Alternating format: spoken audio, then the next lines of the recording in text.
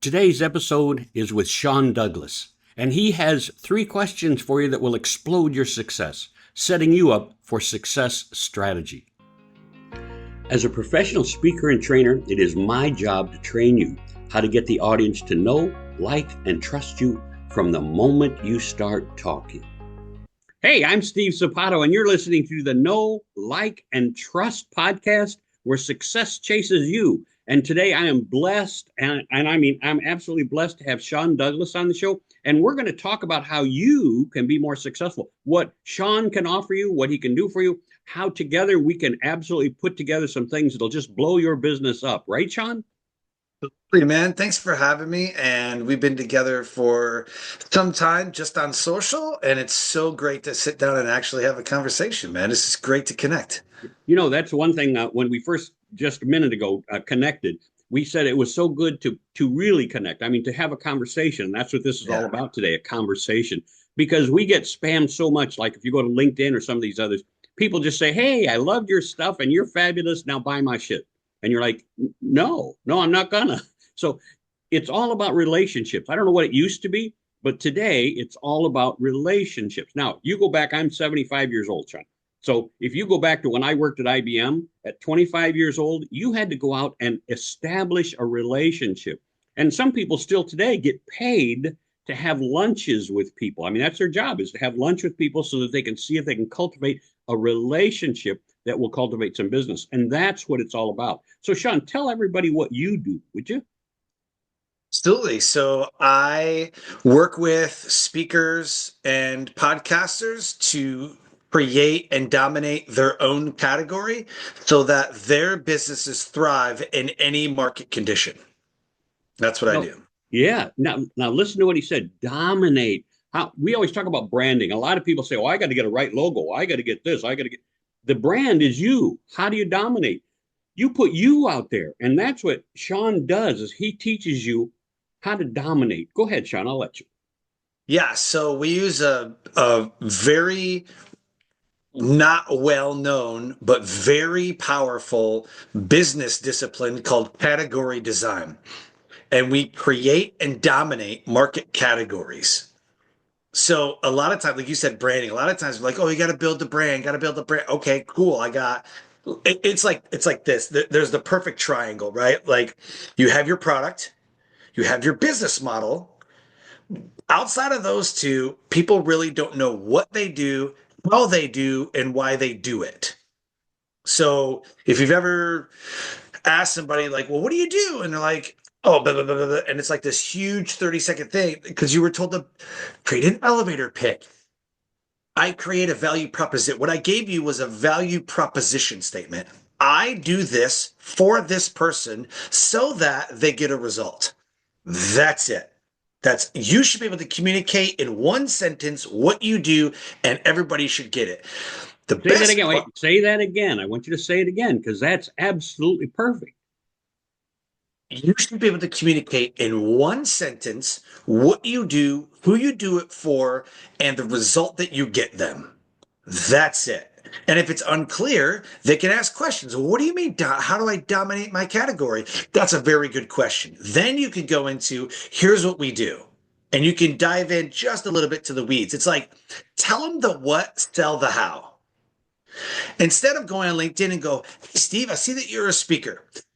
I have a VA or I have a marketing company or I have a like, and you didn't even cultivate it 100%. I say no.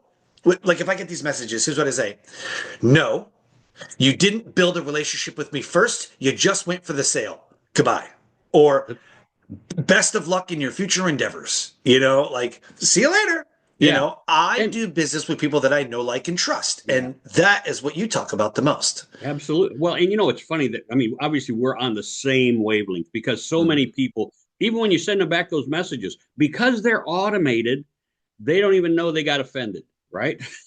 So they just go, I've had that okay. And then the happen. next spam message pops up like 3 days later, and you're like, I don't think you got it. I said no, right? But it didn't matter. You responded, you replied. And a lot of people say, well, how come you don't respond to these things? The answer is because I don't want to get spammed again. You didn't reach out to me. I just had one today, Sean, where I told the person that, hey, no, you didn't create a relationship. You're not trying to. And she went, you're right. This is my marketing stuff that goes out automatically. I saw your message. I want to reach out and get to know you. Boom. Let's book a call. Let's get to know each other. If you do that, and that's what's crucial. So we're going to back. I'm Steve Sapato. While you are familiar with storytelling, there's a new approach called storytizing that takes it to the next level. What sets me apart is my ability to teach you how to energize every talk, how to engage every audience, how to involve them, get them interested, asking questions, leaning forward and wanting more from you. I get you the accolades and results you want from every presentation you give. What you get from storytizing is more confidence, more visibility, more opportunities. Imagine you're a salesperson wanting to make $100,000 a year, but suddenly you're making $500,000 a year because you learned one new technique, storytizing. The ultimate training for your success. I'm a nutball on not being boring. Obviously, neither one of us are boring. But in teaching people how to not be boring, do you know you can bore people to death in a 30-second elevator pitch? 100%. If you talk about yourself, if what you do is talk about, hey, I'm Steve Sapato. I've been in business 477 years. My company's been in business 5,000 years. Nobody cares. Nobody cares about that. What they care is what you do, who you can help, right? And what the result is. So it's real simple. I've got a whole course out there, Sean, that teaches people never to say what you do, never to tell. So if somebody at a networking thing says, what do you do? I go, you never answer that question. And people are like, but I want them to know. No, you don't. What you want them to know is that you can solve their problem. If you can't solve their problem and you don't know somebody who can, you both need to move on because you're there to try and figure out either you can solve my problem or I can solve your problem. And if neither one of you has that, if somebody comes in and says, I'm a fireman and I'm looking to hire more firefighters, I mean, I really probably could find somebody, but that's not my strength. That's not my forte. Nobody's going to pay me $5,000, $10,000 to find another fireman for them. So I go, hey, that's congratulations. I hope you find him in this crowd or this group. Goodbye. Right now, I'm not succinct about it like that, but that's the whole point is you have to tell. If I tell you that I'm an insurance, I'm going to use better. Sean, if I tell you I work with Aflac, what's your first thought? Tell me some insurance. Yeah, get away from me, right? I mean, I've been around the Aflac people. They just attack you, right? And so if I tell you that, you don't want to know more about me. You don't want to know about my product. What if I tell you I'm a plumber? You have almost no reason to keep talking to me, no reason to get to know me better, unless you have a plumbing problem. So my first challenge is exactly what he says. So repeat again that what, who, and result, would you? So when, like at a networking, I speak at networking events sometimes, and I like to open it up, and I'm like, this is so funny, Steve.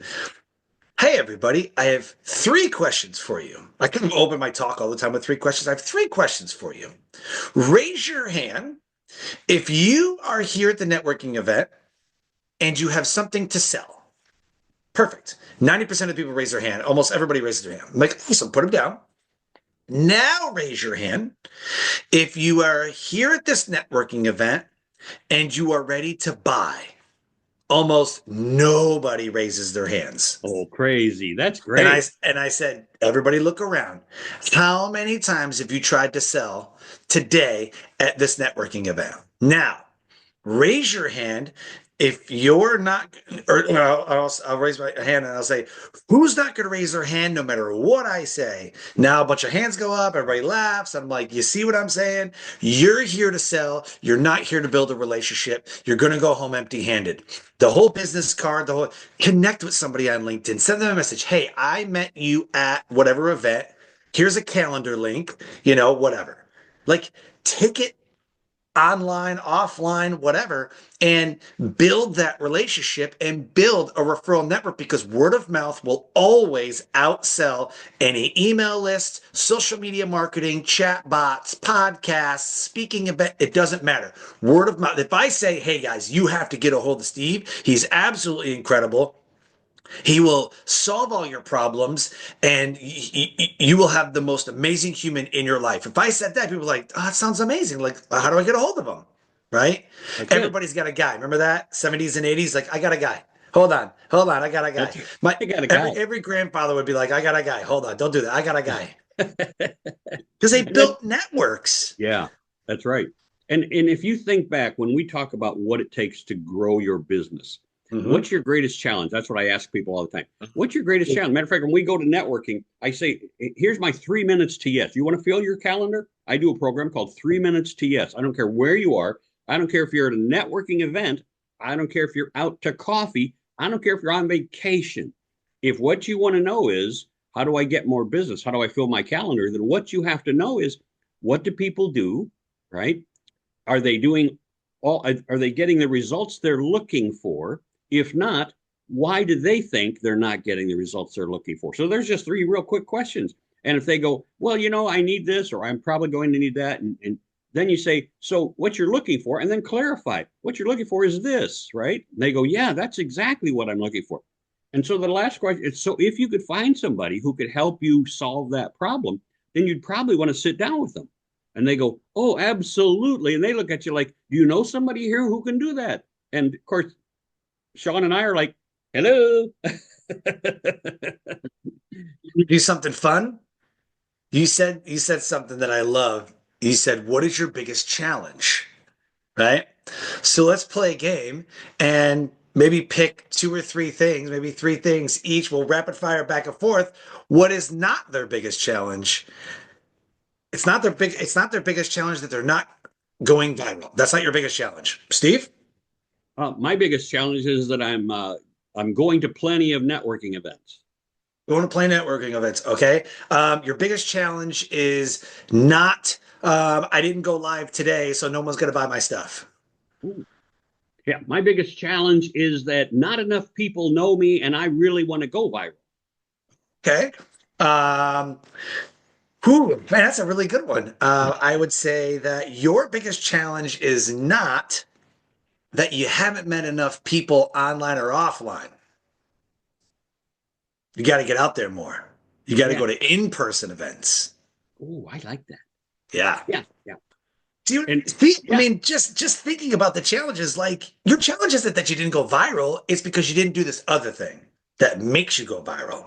People buy their way out of problems. They don't buy solutions off the shelf. You don't go into CVS pharmacy to window shop. You go in there to buy headache medication. You go in there to buy, prescriptions. You go to a pharmacy to solve a specific medical problem. You want to know? Yeah, go ahead. Well, I was going. But people think that people think that they just, I'll just go on social media and I'll find somebody and all my problems will be solved. Or I'm going to go on social media, I'm going to peddle all my stuff. And I put stuff out there all the too. Hey, but all the marketing is, hey, do you have this problem? I solve it in this program. Hey, are you experiencing this? I solve this by doing this. And I'm always very explicit. If I'm selling something, it's because I have found a very specific problem and I've created a solution to that very specific problem. Sorry to cut you off. No, that was great. That was great. And that's,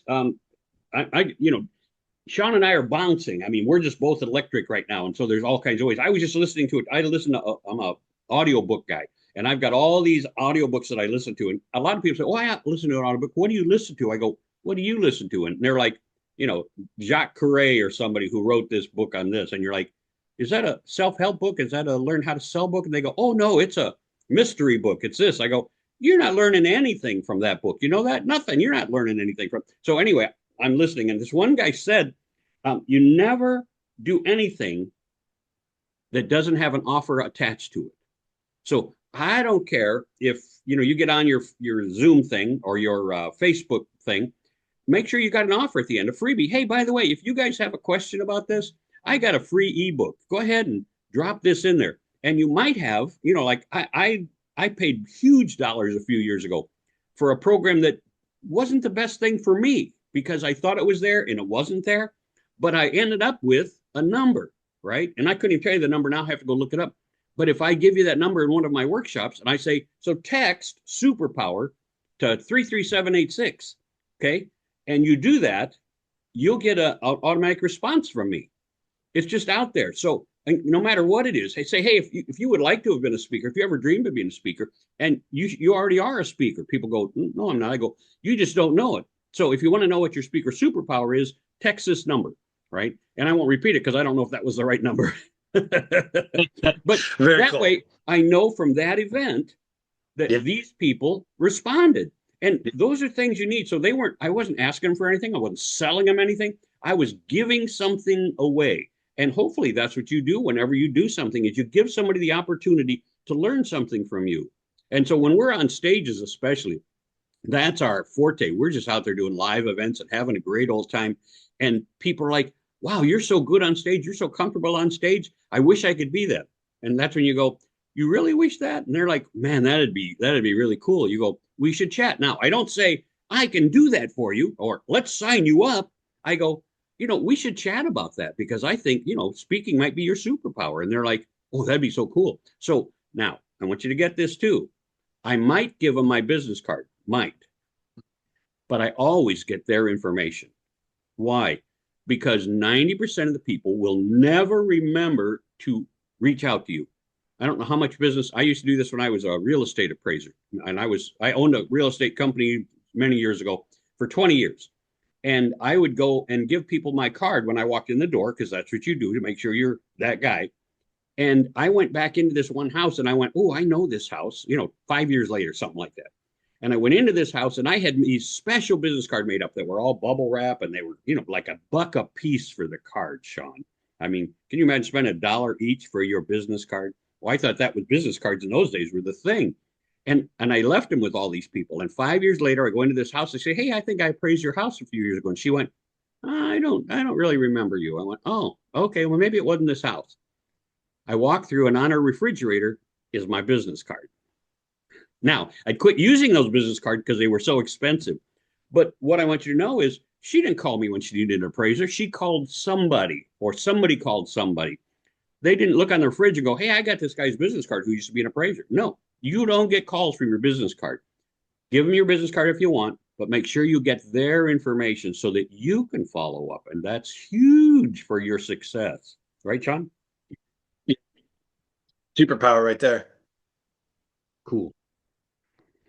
So what do we have to talk today in terms of what do we have to offer to these folks who are tuning in? Because this is how success chases you. What can make them more successful, Sean? Wait, and I'm going to interrupt a second. Yeah. You've been on several TEDx things, right? Yeah. And I've never been able to be, I don't care how many I applied for. I finally went, stick it, because you guys aren't hiring me. And I think I'm pretty damn entertaining. Well, so if you want to get booked I'll do a couple different things. If you want to get booked for a TEDx, a lot of times we have our own keynotes, and we think that keynote is going to work for that TEDx. TEDx is only 15 minutes, and it's all based on fact-based research studies. Everything's backed up. Everything is cited. You can't just go on stage and rah your way to the TEDx stage, right? You have to solve a very specific problem. It's got to be backed up by science, like all the things. That's what TED is about. So if you want to get booked for a TEDx event, first, you got to hook them with a startling fact, a startling story, or a startling discovery. And that's how you're going to hook them. I was in the mountains of whatever, Japan, Colorado, whatever. I was in the mountains and I made a startling discovery, and it was this. Or I did whatever this event, or I almost died once, or it's all this. It's like a big event where people go, whoa. Or you have a fact. One guy that I worked with, his fact was 100% of you in this room will not live past 100 years old. 100% fact. We were like, geez, he's like, but I got good news for you. Another lady that I worked with, she has 2 TEDx talks that we worked on. So we worked on the talk and then pushed it out there and got her on 2 stages. And she started with, I used to eat out of trash cans. But before I tell you that story, I just want to tell you this. And we did that on purpose because the audience goes, well, hold on. Wait, what? And you can see their face. I used to eat out of trash cans. But before I tell you that story, just want to tell you this. And they're like they're like leaning in.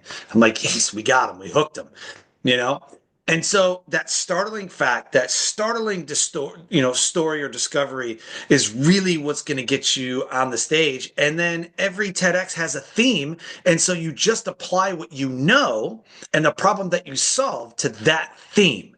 If it doesn't fall in line with that theme, you have no chance of getting on that stage. I've done 3, and each time, my last one, for example, it was called identity. That's what the theme of the event was, identity. I was like, I got this. So I basically said, I retired from the military. We lose our identity when we leave the military. There's veteran suicide, veteran homelessness, and I have a talk that's going to combat veteran suicide and how to find their identity after the military. Cool. 3 months later, the organizer called me and said, "Man, love what you're going to talk about. Let's book it." Boom. Because it was solving a problem. Yeah. Now, did you have to go take lessons from another speaker in order to get on stage? No. No, okay. no. Yeah. So no, I've been speaking since 2016, and that TEDx talk was in 2023. My first one was in 2017, and they had a coach already. Actually, I had a speaker coach in 2017 that kind of helped me build my talk. But that particular TEDx, and some do, I had coaches on staff that worked with you on your talk. Yeah. You know, what's fascinating about that is when he talks about that. I mean, we both teach people how to be good and great speakers. We teach people how to not be boring. And one of the things you learn is, how do you title your talk, right? How do you apply for jobs? And those are all things that catch somebody's attention. If you're looking to get into someplace, and like if people come to me all the time. Matter of fact, I was just attending there were 100 people at this guy's, and he's very famous and very rich.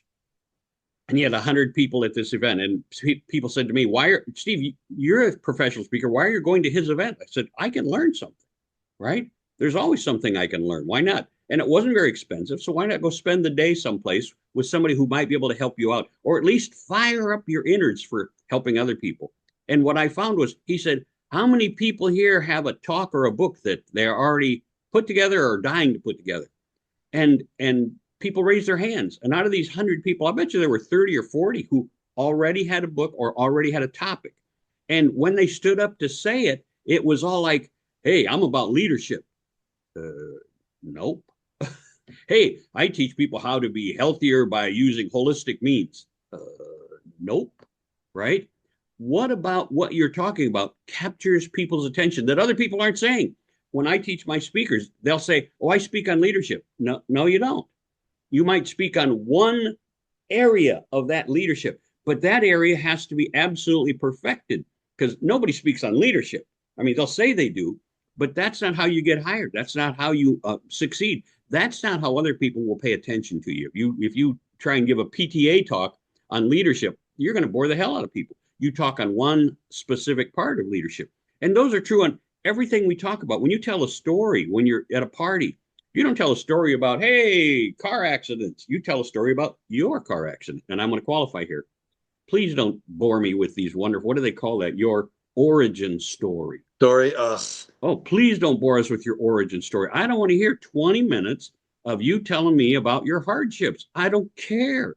If you want to incorporate that origin story into a talk that involves me, and you need to learn how to involve us, great.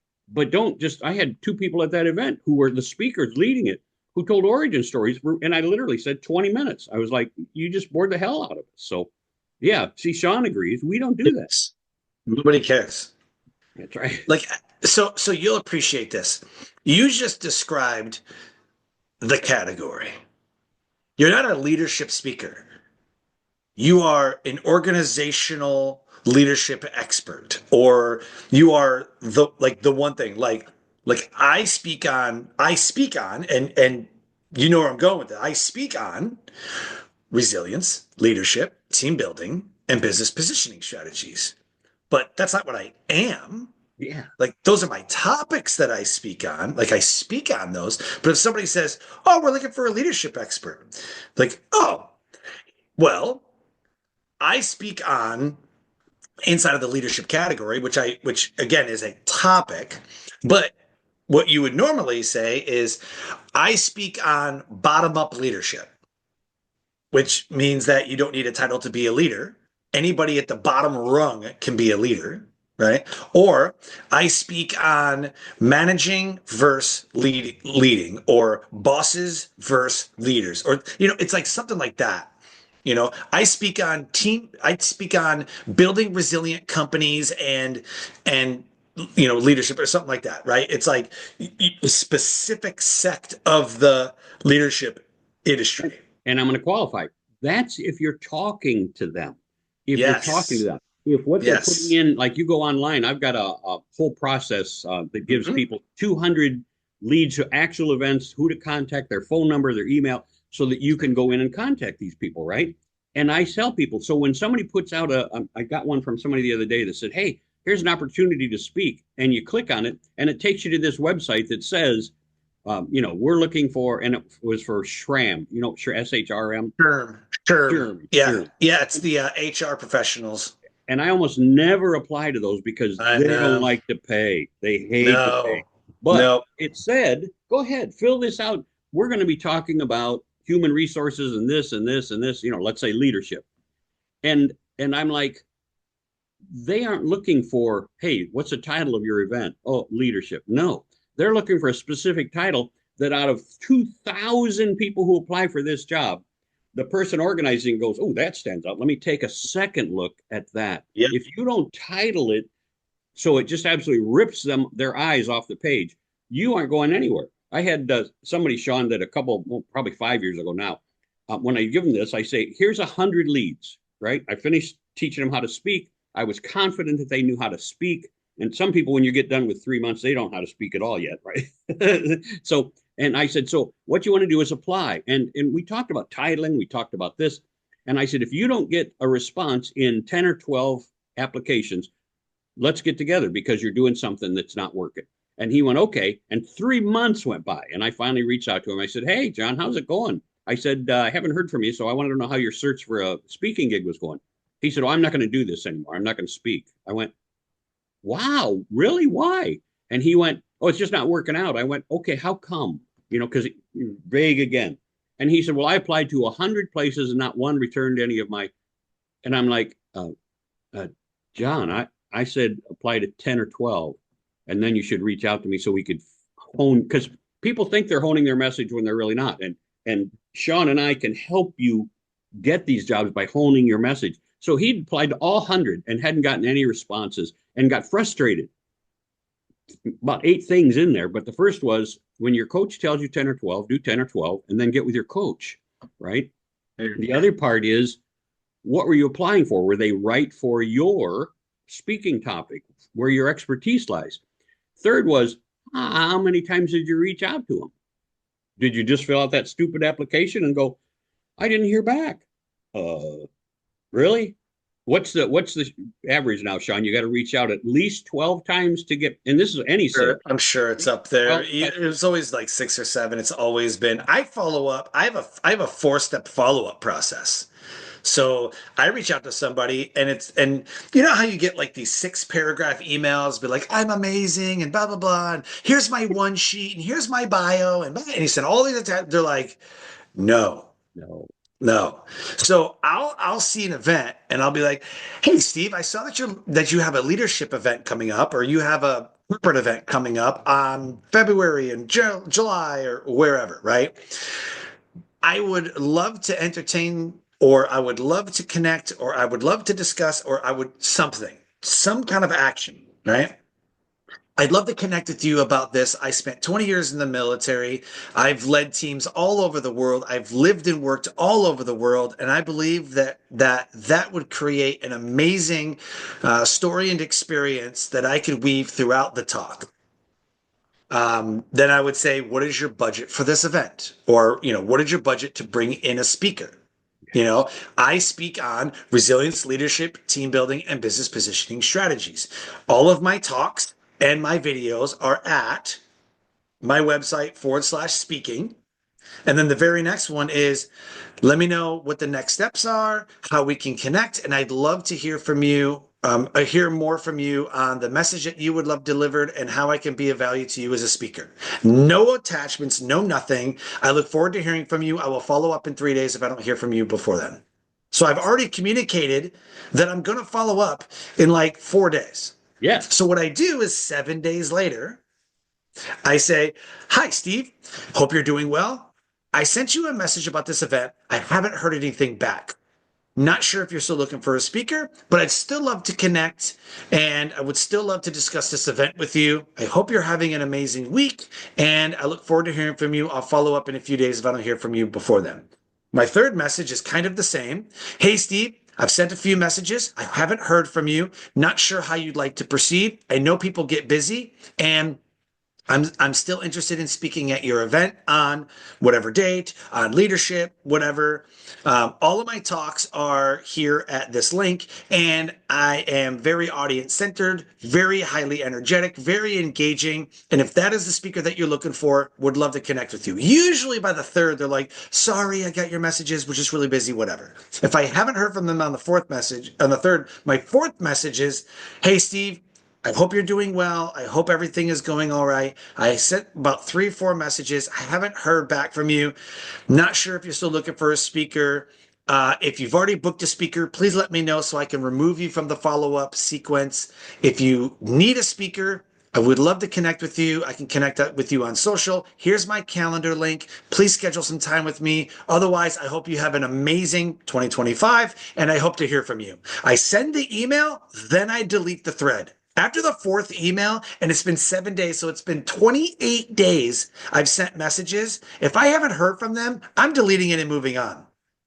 I send about 10, my goal is 10 emails every day. Ooh. I reach out to 10 people and I'm done. I have a whole list, but I'm not going to reach out to hundreds of people. I'm going to do 10 because I research. I'm not like copy paste, copy paste, copy paste, copy paste. You know what I mean? I'm not exactly writing those. That's right. And that's critical when you Right. start listening. When he said, "Don't copy paste," the one thing you have to do is when you apply, investigate the company or investigate the association, and then put in your reply something about them. "Hey, I saw the association stands for, and I think I can help you with, help it expand on that or help it grow. I can help you with that. Here's the topic that I'm thinking of proposing. Yes. If this is the topic you're looking for," right? And like you said, then you put in, "Hey, and I will reach back out in 3 or 4 days." Now I do that, only I go up to 10 times. I do 10 times. But about the fourth one, Sean, I go, obviously you're not reading my emails or, you're busy, too busy to get back. So I'm going to call you. Please tell your receptionist I will be calling and tell her to look for Steve, right? Yeah. And you that call way, on the first one. The first email, I'm calling and emailing. there you go. See, I'm way down the list on that. Following up. Yeah. And so I'm always trying to give them the opportunity to respond first. And if they don't, call them. Right? What's the worst? That's why when I tell you I've got this list of 200 and some that you can get every month, it gives all that. It gives their email, gives their phone number. Why am I not on this list? I don't understand. I'm not on this list. How did I miss this list? I know you have it. I'm like, how did I miss this? Yeah. And so it's a phenomenal thing, but you have to know who to, it's like being on a TEDx. People say, "Well, I applied to a TEDx." You go, "How many?" They go, "1." I decided after about 10 that I wasn't interested in a TEDx because when I really investigated TEDx, the people who say they want to get on, I go, "Why?" There's 1,000 TEDx events every year now, 1,000 TEDx. So if there's only 10 speakers, and I don't know how many were in your group, but if there's only 10 speakers, that's 10,000 TEDx speakers a year. How many have you heard of? Almost none. Why? And as a listener, you got to say, well, why? Why are we on that? Because 10,000 is too many. Why do you only hear 1 or 2? Because those are the ones who know how to promote themselves. It doesn't matter where you get your speaker reel. It doesn't matter whose stage you're on. If you will promote yourself in the way that you would promote yourself as a TEDx speaker, because TEDx isn't going to do it for 10,000 of you. They're going to do it for the top 20. 20 people who apply to a TEDx a year are going to get special treatment. And the rest of you, and I didn't know this either. I didn't know that if you do a faux pas on a TEDx and mess up the thing, they don't have to send you your video. They don't even have to promote it. They don't have to push it. They don't even send it to you. It's not yours. It's theirs. Actually, to go a step further, I was a MC at a TEDx event in 2023, which was amazing. And what happened was the person, we were in this like big chat thing, and they're like, "Hey, is my TEDx talk ready?" Or like, "What's going on?" or whatever. And TED denied one of the person's talks. Yeah. So See, congratulations, you were on stage, but they didn't accept it. TED does not have to accept your TEDx talk. They that's can right. say, nope, it wasn't good. Or normally what happens is you said some things that are untrue. And TED, because that's why you have to send in your citations. That's why you have to send in all your medical research and like all the things, you know? So bad on the organizer for not catching that stuff. But there's always a couple. I know people who have done a TEDx, but they don't have a video of it because it wasn't approved. That's Their, right. te- their their talk wasn't approved. Congratulations, you got pictures, but nobody will ever see it. And so as long as we're in that place, I'm putting on an event in September. It's Oh, called cool. Speaker Talks, and it's for 12 speakers who want to get a speaker reel, who want to be on stage, who want to do Mm, 15 minutes of a talk that they mhm, absolutely knock the socks off anybody who wants to watch. They're mm. welcome to reach out at speakertalks.com and jump on this platform and get their position of these 12 speakers in September. We're thinking it's going to be either Orlando or Tampa. We haven't narrowed down the actual Orlando. venue. But Orlando, you say? Orlando. I was just in Orlando at Podfest, Oh yeah. and the Marriott Renaissance is an absolutely beautiful hotel. Beautiful. But the difference is hotels cost you a lot of money. Yes. Yeah. Yeah. If you're Yeah, having that's an a, event there, yeah, that may cost you a little, but oh, you don't have to rent out like the whole hotel, whatever. But I mean, like they have a big enough venue that like other events were going on oh yeah. in certain rooms. So, I mean, they could just rent you one room. I I rented one room in Tampa, like 2016, 20 no, 2017, 18 and 19. And Hmm. one room was $3,000. Wow. But you had to buy food. And they are not like Okay. sandwiches are just a sandwich, $20. So if you want to Right. put on a spread, it cost me $7,000 to put this on. The first year I did it, I went, I don't think I want to do that. So So I I'll go found to a that networking space. smaller venues are someplace I need to go. And I'm always looking for small venues. So it's really Okay. amazing. Okay. Yeah. Yeah. Yeah. Hey, I see we're coming up on the time you got to book out. So we got about 5 more minutes, maybe Sure. 4. So what do you have to share that you would like people? First of all, how do they contact you? How will they reach out to you to get more information about you? Yeah, I'm all over social media, Facebook, LinkedIn, Instagram. My website, thesuccesscore.com, like Marine Corps, CORPS, thesuccesscore.com. Um, I've got all kinds of information on there, so you can absolutely do that. Um, but what I want everyone to know is you have to have a strategy. You absolutely have to have a strategy. So here's what I'm going to do. I have a guide that I normally sell for $47. It's called the No BS, No Fluff Guide to Getting Booked to Speak. I'm going to give that to you for free to Steve's audience. So I'm going to send Steve a link to that guide with a promo code, and he is going to put that all in the show notes. He'll promote all that out. I'm going to give that to you guys for free. And so, what I want you to do is actually read the guide, actually look at it, and I want you to get with Steve's programs and his list and everything that he has going on, couple it with this guide, and I promise you, you can't go wrong. Between the two of us, we're going to set you up for success. So that is what I'm going to give Steve's audience. And what I want everyone to know is that you have to have a strategy. There is no secret to success. It's just hard work and having a strategy. And there's always a strategy that works. And there's a million ways for it not to work. Solve problems. And when you solve enough problems and you help enough people get what they want, you will get what you want. Oh, I love that. I love that. When you help enough people solve their problems, you'll get what you want. And so, Sean, give that offer again so make sure they've got it. Yeah, so I'm going to send Steve a link. It'll be in the show notes, and it's going to be the No BS, No Fluff guide to getting booked to speak. It is my entire speaker business model in a 12-page guide. It'll tell you exactly how to get booked, where to look, how to reach out. And that guide right there will add about 12 more speaking gigs to your event calendar if you follow it and follow what Steve is doing. Yeah. I'm trying to figure out how to put 12 on my fingers. That was hard.